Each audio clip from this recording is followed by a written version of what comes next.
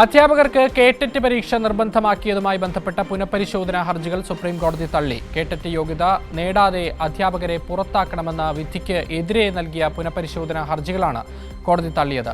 അതേസമയം പരീക്ഷ പാസ്സാകാനുള്ള സമയപരിധി 2 വർഷത്തിൽ നിന്ന് 3 വർഷമായി ഉയർത്തി. 2 വർഷത്തിനുള്ളിൽ കേറ്ററ്റ് പാസ്സാകാത്ത അധ്യാപകർ നിർബന്ധിത വിരമിക്കലിന് തയ്യാറാവണമെന്ന വിധിക്കെതിരായി സർക്കാരും വിവിധ സംഘടനകളും സമർപ്പിച്ച 45 ഹർജികൾ തള്ളിക്കൊണ്ടാണ് സുപ്രീം കോടതിയുടെ നിർണായക വിധി. ജസ്റ്റിസുമാരായ ദീപാങ്കർ ദത്ത, മൻമോഹൻ എന്നിവർ അടങ്ങിയ ബെഞ്ച് തുറന്ന കോടതിയിലാണ് വാദം കേട്ടത്.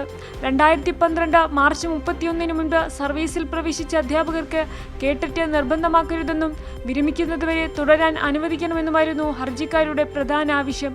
എന്നാൽ അധ്യാപന അഭിരുചിയിൽ കേന്ദ്രീകരിക്കുന്ന യോഗ്യതാ പരീക്ഷയാണ് കേറ്ററ്റ് എന്ന് കോടതി നിരീക്ഷിച്ചു. സ്കൂൾ അധ്യാപകരാകാനുള്ള യോഗ്യതാ പരീക്ഷ പാസ്സാകണമെന്നുള്ള മുന്നുത്തരവ് പുനഃപരിശോധിക്കാൻ സുപ്രീം കോടതി തയ്യാറായില്ല. സുപ്രീം കോടതി വിധി നടപ്പാകുന്നതോടെ നെറ്റ്, എംഫിൽ, എംഎഡ്, PhD അടക്കം ഉയർന്ന യോഗ്യതയുടെ അടിസ്ഥാനത്തിൽ കേറ്ററ്റ് പരീക്ഷ പാസ്സാകാതെ ജോലിക്ക് കയറിയ സംസ്ഥാനത്തെ 1,00,000-ഓളം വരുന്ന അധ്യാപകരുടെ ജോലിയെയും പ്രൊമോഷനെയും അത് ബാധിക്കും. പുനഃപരിശോധനാ ഹർജി കോടതി തള്ളിയതോടെ അധ്യാപക ജോലിയിൽ നിയമിക്കാനും തുടരാനും പ്രൊമോഷൻ ലഭിക്കാനും കേറ്ററ്റ് യോഗ്യത നിർബന്ധമാകും. കൈരളി ന്യൂസ്, ദില്ലി.